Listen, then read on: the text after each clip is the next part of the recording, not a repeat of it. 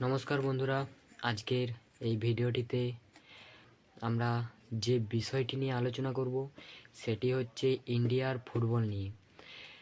সর্বপ্রথম আমি বলবো 2025-এ যে কটি গুড নিউজ পেয়েছি সেই বিষয়টি নিয়ে।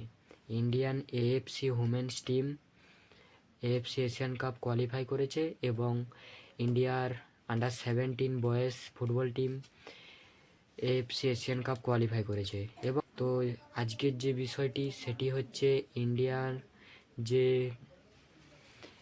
উমেন্স টিম তাদের 2026-এ 4 মার্চ খেলা পড়েছে।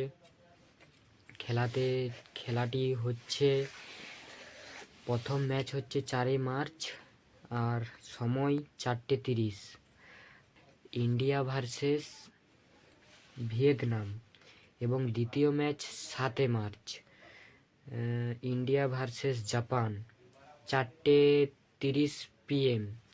এবং তৃতীয় match 10 March India versus Chinese টাইপের সাথে 2:30 PM।